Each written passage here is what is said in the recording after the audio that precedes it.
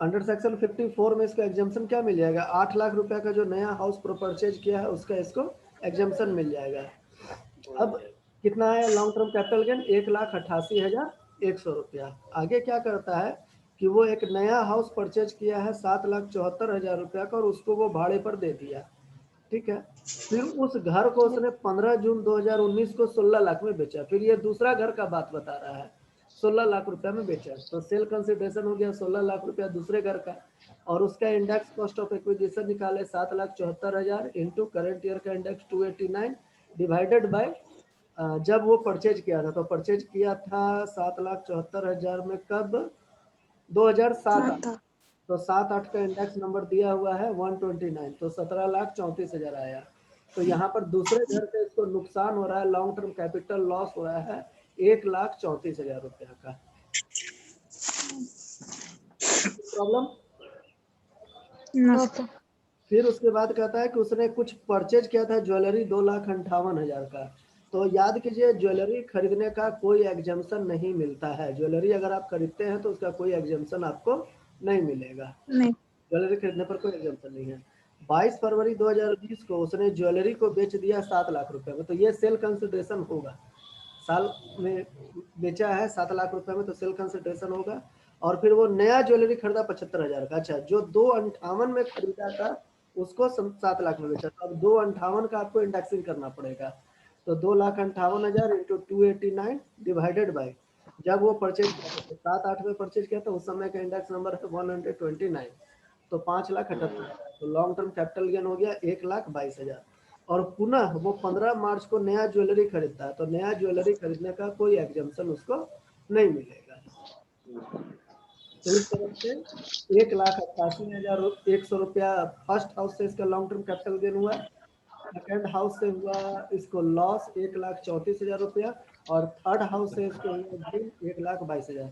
तो 1,88,100 प्लस 1,22,000 दोनों को जोड़ देंगे तो ये इनकम हुआ, उसमें से उसका 1,34,000 रुपया माइनस ये इसका लॉस। तो टोटल इसका इनकम आया इस तरह से, दोनों प्रॉफिट और लॉस आने के बाद 1,76,100 रुपया। हाँ में बोलिए, कोई दिक्कत है तो बताइए। 19 में आइए। रेसिडेंशियल हाउस, पहले इसका बिजनेस एंड प्रोफेशन इनकम हो रहा है, तो इसका मतलब कि इस चैप्टर में हमको बोलेगा टोटल निकालने के लिए इनकम, नहीं कैपिटल गेन नहीं बोला है, नहीं तो फिर टोटल इनकम बोलता तो फिर ये जोड़ना पड़ता है। तो ये बिजनेस एंड प्रोफेशन, तो ये चौथा हेड हो गया। बिजनेस एंड प्रोफेशन जो है वो चौथा हेड, 57,000 रुपया। कैपिटल गेन हुआ है इसको 10,500 रुपया, जो ये घर खरीदा था 18-19 में, तो इसका कैलकुलेशन करके ही सीधे दे दिया आपको 10,500 रुपया। तो आपको कुछ नहीं करना है, ये 10,500 रुपया देखिए एक नंबर में दिया हुआ है कि वो 18-19 में परचेज किया था, 18-19 में परचेज किया था और अभी वो बेच रहा है, तो ये 3 साल के अंदर बेच रहा है, तो 3 साल के अंदर बेच रहा है, तो ये शॉर्ट टर्म कैपिटल गेन माना जाएगा। तो यहाँ पर short term capital gain on sale of first house 10,500 रुपया। उसके बाद 31 अगस्त 2019 को पॉइंट नंबर 3 में देखिएगा, पॉइंट नंबर 3 में कह रहा है 31 अगस्त 2019 को उसने इक्विटी शेयर बेचा 1,50,000 का, जो वो 2005 में खरीदा था 1,17,000 में। तो 1,17,000 में 2005 में खरीदा था, तो शेयर के संबंध में कि अगर 12 महीना के बाद बेचता है तो वो लॉन्ग टर्म कैपिटल गेन हो जाता है, और 12 महीना के पहले बेचता है तब वो शॉर्ट टर्म कैपिटल गेन होता है। तो ये 2005 में खरीदा था, तो ये हो गया short term long term capital gain.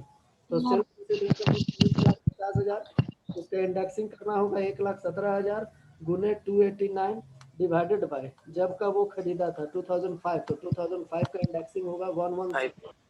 तो इस तरह से इसका वैल्यू आया 2,89,000 purchase cost of consideration indexing करने के बाद। तो यहाँ पर सेकेंड वाले ऑप्शन यानी कि पॉइंट नंबर 3 में इसको नुकसान हो रहा है शेयर बेचने से 1,39,000 रुपया। यहाँ कुछ बोलना है। चौथा में कह रहा है कि एग्रीकल्चरल लैंड बेचा है 25,500 रुपया का, 25,500 रुपया का उसने एग्रीकल्चरल लैंड बेचा है। This land was owned by him for the last 5 years, which was purchased for ₹6,000। बेचा है 25,500 रुपया में, खरीदा था 6,000 रुपया में। The land is situated in a village with population of 8,000। आपको एक चीज बताया गया था कि जिस शहर की आबादी कितना होना चाहिए, 10,000, हाँ 10,000 से अधिक है, और वहां पर तो वो एग्रीकल्चरल लैंड बेचता है तो वो सेल कंसिडरेशन के रूप में कंप्यूट किया जाएगा। लेकिन यहाँ चूंकि आबादी है 8,000 से कम, इसलिए ये किसी भी सेक्शन में टैक्सेबल नहीं होगा, क्योंकि ये एक तरह से रूरल एरिया का हो गया। Yes, agricultural land in rural area is not an assets under section 2 sub section 14। ये कुछ नहीं होगा, कोई कैलकुलेशन इसका नहीं होगा। तो ये पॉइंट नंबर 4 आपका खाली चला गया। Yes sir, point number 5 number 5 में कहता है कि 1 मार्च 2020 को उसने फ्लैट बेचा 11 लाख रुपए का, जिसको 1 जनवरी 1996 में खरीदा था 1,20,000। तो देखिए ये वैल्यू 1 अप्रैल 2001 से पहले का हो गया, इसलिए इसके लिए आपको फेयर वैल्यू खोजना पड़ेगा। तो दिया हुआ कि इसका फेयर वैल्यू 1 अप्रैल 2001 को 2 लाख रुपया होगा। तो हम लोग इसी से काम करेंगे। तो सेल कंसिडरेशन हो गया 11 लाख, उसमें से माइनस करेंगे index cost of acquisition 2 lakh Guna current year का इंडेक्स 289 डिवाइडेड बाय 2001 का इंडेक्स नंबर 100, तो 5,78,000। तो इस फोर्थ पॉइंट से इसको बेनिफिट हो रहा है 5,22,000 रुपया। फोर्थ पॉइंट से इसका बेनिफिट, फिफ्थ पॉइंट से इसका बेनिफिट हुआ 5,22,000 रुपया। तो सबसे पहले शॉर्ट टर्म कैपिटल गेन आया है आपका सेकंड पॉइंट से 10,500। थर्ड पॉइंट पे इसका लॉस आया है 1,39,000, और फोर्थ पॉइंट में तो इसका कुछ होगा ही नहीं क्योंकि वो रूरल एरिया में चला गया लैंड, और फिफ्थ पॉइंट से इसका इनकम हुआ है 5,22,000 रुपया। यहाँ तक कोई दिक्कत? नो सर, अब इसमें एक चीज देखिए कि अगर टोटल इसका हो गया 3,93,500 रुपये, ये टोटल टैक्सेबल कैपिटल गेन हुआ। लेकिन इसमें एक चीज याद रखना है कि अगर आपको टोटल इनकम निकालने के लिए कहता है तो यहाँ पर जो बिजनेस एंड प्रोफेशनल इनकम का 57,000 रुपया अलग से दिया हुआ है, वो भी उसमें जोड़ना पड़ता है। लेकिन यहाँ पर चूंकि बहुत आसानी से आपको बचा लिया है, कह रहा है सिर्फ कि compute is taxable income from capital gain, सिर्फ कैपिटल गेन से निकालना है। इसलिए हम लोग इतना ही काम किए। जो फर्स्ट पॉइंट में बिजनेस एंड प्रोफेशनल 57,000 उसका काम नहीं किए। और अगर वो कहता कि करने के लिए टोटल इनकम, तो 57,000 रुपया भी उसमें आपको जोड़ना पड़ता। तो कुछ बोलना है? बोल रहे हैं क्या? सर ये जो आप बोले टोटल जब इनकम निकालना पड़ेगा तो टोटल कैपिटल गेन में जोड़ना पड़ता ना, ये हाँ 57,000। 3,93,500 ये हो जाता है इनकम फ्रॉम कैपिटल गेन, और उसमें जोड़ते हैं income from business and profession 57,000 रुपया, तब जोड़ के जो आता है वो कहलाता है टोटल इनकम। देखिए इसमें टोटल इनकम निकालने के लिए नहीं कहा है, वो सिर्फ कहा है कि इनकम फ्रॉम कैपिटल गेन निकालना है।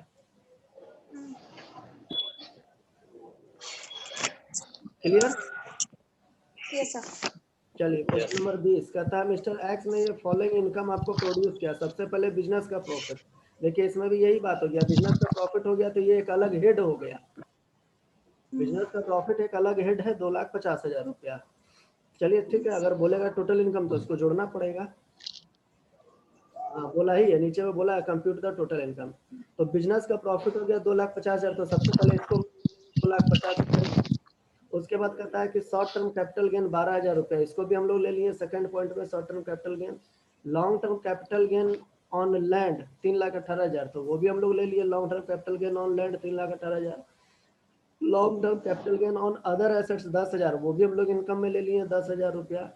Compensation on termination of agency, किसी कंपनी का ये एजेंसी लिया था और एजेंसी का मालिक इसको टर्मिनेट कर दिया, मतलब इसका एजेंसी समाप्त कर रहा है, तो जो एजेंसी जब समाप्त करेगा तो उसको एक क्षतिपूर्ति देना पड़ेगा, और ये इसका बिजनेस का इनकम होगा। तो 24,000 रुपया बिजनेस के इनकम में जोड़ा जाएगा।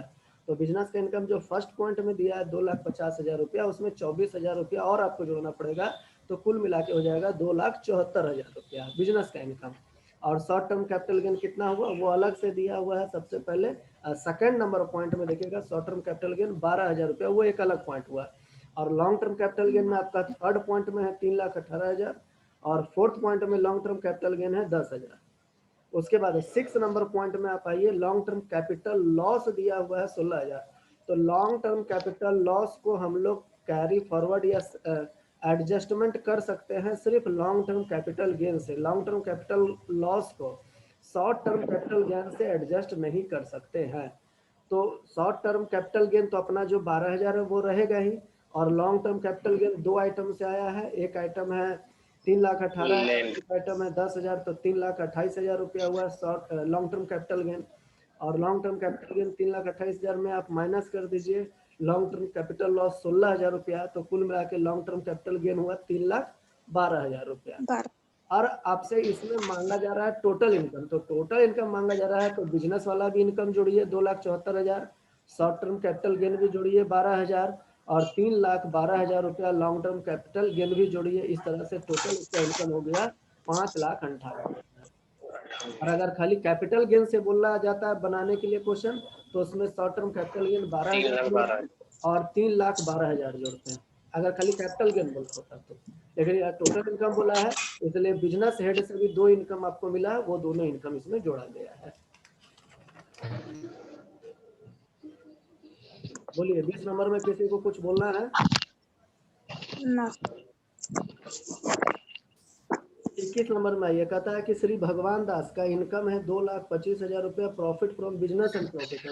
ये भी एक अलग हेड है। अब देखिए लगता है टोटल इनकम कहेगा, टैक्सेबल इनकम कह रहा है, तो टैक्सेबल इनकम मतलब टोटल इनकम हो गया। ये नहीं कह रहा है कि खाली कैपिटल गेन से निकालना है।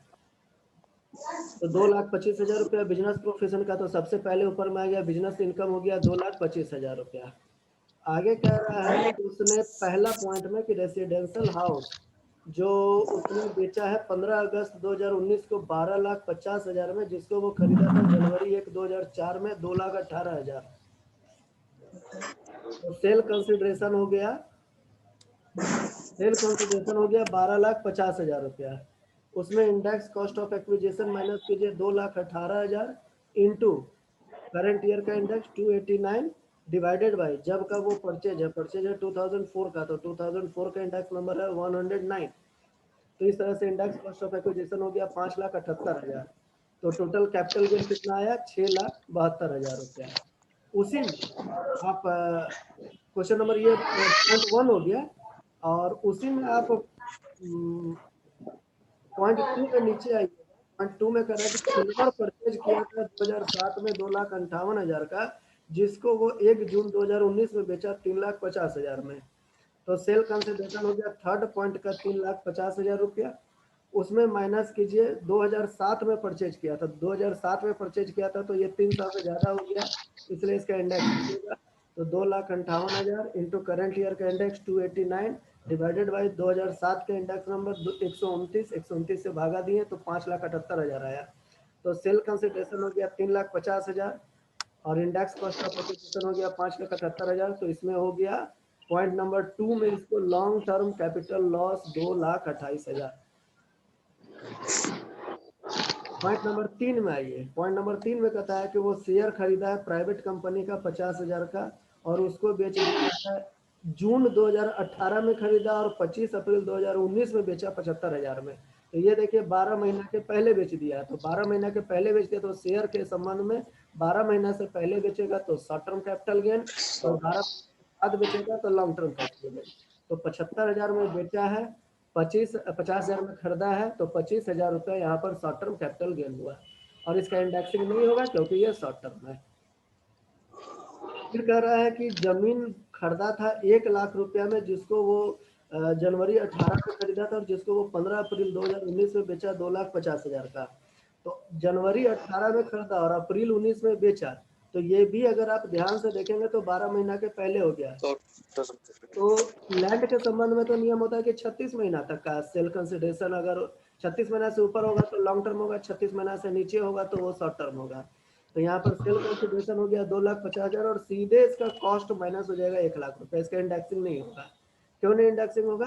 क्योंकि ये 36 महीना के पहले बेचा गया है। तो sale consideration 2,50,000, cost of acquisition, ध्यान रहे कॉस्ट ऑफ एक्विजिशन बोल रहे हैं, इंडेक्स कॉस्ट ऑफ एक्विजिशन नहीं बोल रहे, कॉस्ट ऑफ एक्विजिशन।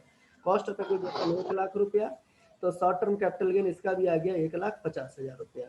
फिर इसी में कह रहा है कि वो एक रेसिडेंशियल हाउस परचेज किया 6,50,000। तो जो पॉइंट नंबर 1 को हम लोग अभी छोड़ कर आए थे कि रेसिडेंशियल हाउस को बेचा था और फिर रेसिडेंशियल हाउस को वो परचेज किया, तो रेसिडेंशियल हाउस बेच के रेसिडेंशियल हाउस परचेज करता है तो उसको एग्जाम्पशन किसका मिलेगा, 54 का एग्जाम्पशन मिलेगा। तो यही 6,50,000 रुपया। ऊपर देखिए पॉइंट नंबर 1 में हम जो एक कॉलम छोड़े थे वो कॉलम फिर आ गया कि cost of new house purchase within 1 year before the transfer from the date of transfer that is ₹6,50,000। Under section 54 ये एग्जाम्पशन मिलेगा, exemption will be availed under section 54। Now long term capital gain from first point is ₹22,000। तो now long term capital gain from first point is 22,000। long term capital loss from second point is 2,28,000. Short term capital gain from third point is 25,000. Short term capital gain from fourth point is 1,50,000. Now total short term capital gain, we have 2 point of short term capital gain from the sale of silver and from the sale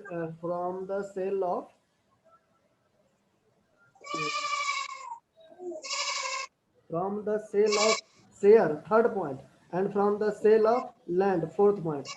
2 types of short term capital gain. First one is 25,000 and second one is 1,50,000. Now short term capital gain total amount is 25,000 plus 1,50,000 is 1,75,000. Now we have 2 types of long term item. First item is 22,000 long term capital gain and second item is 2,28,000 is also long term capital loss.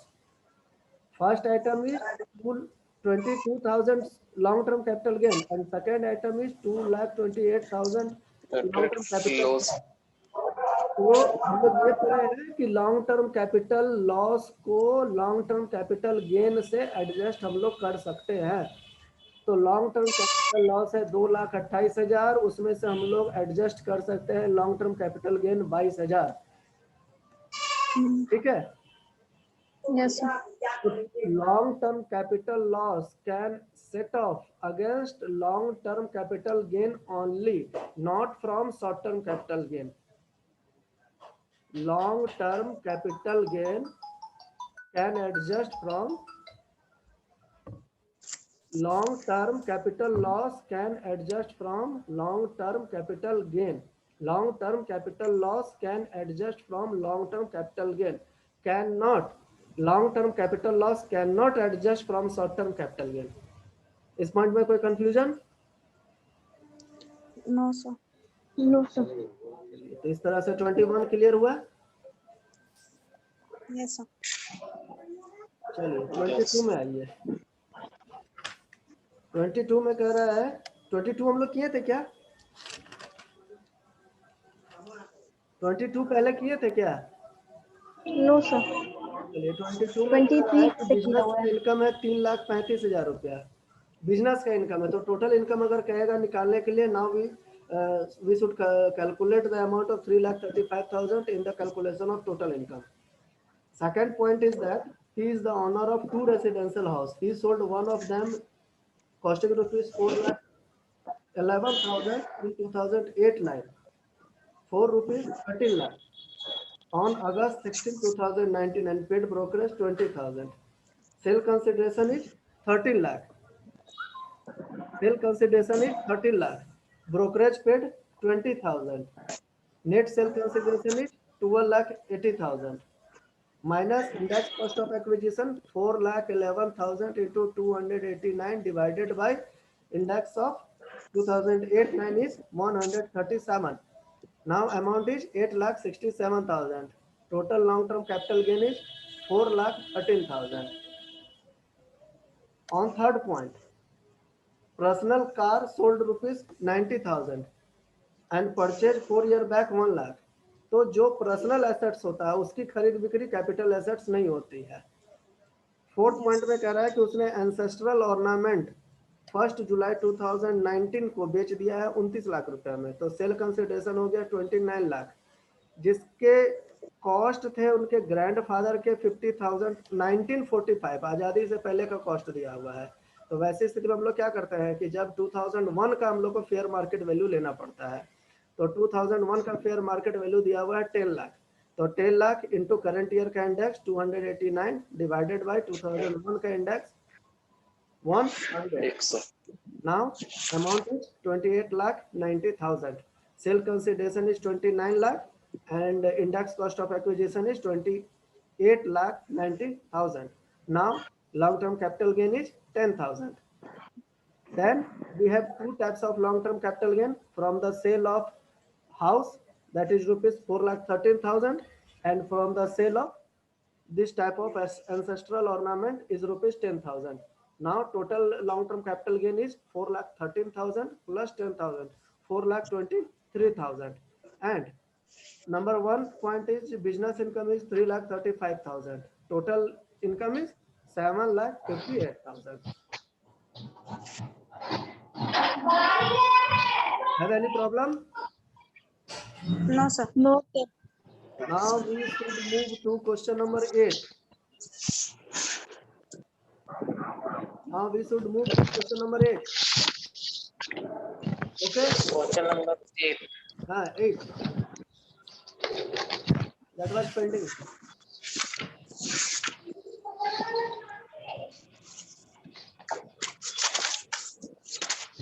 Are you eligible to see the question number 8? Yes. Mr. X sell agricultural land situated in Delhi city 58 lakh. That is sale consideration 58 lakh, which was purchased by him in June 2004 11,30,000.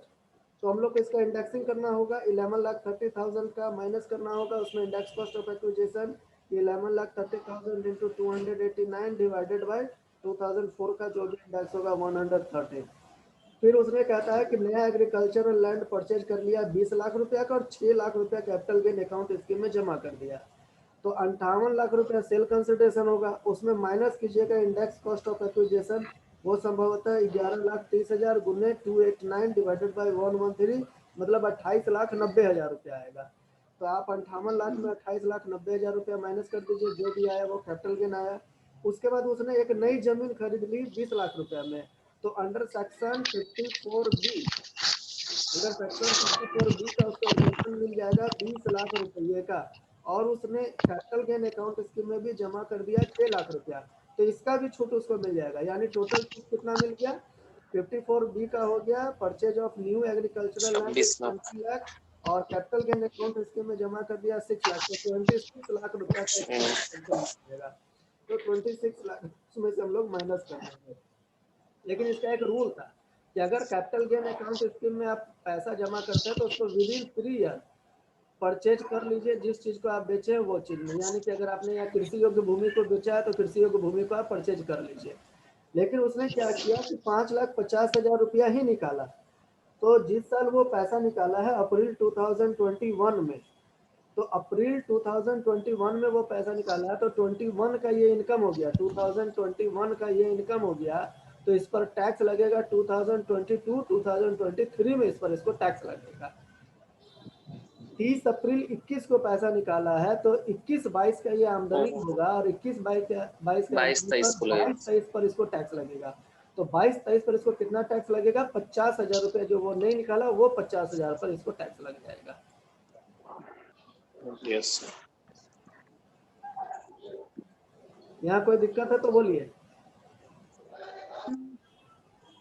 Question number 8 में कोई problem? No sir. चलिए ठीक है. तो इस तरह से capital gain chapter खत्म हो गया.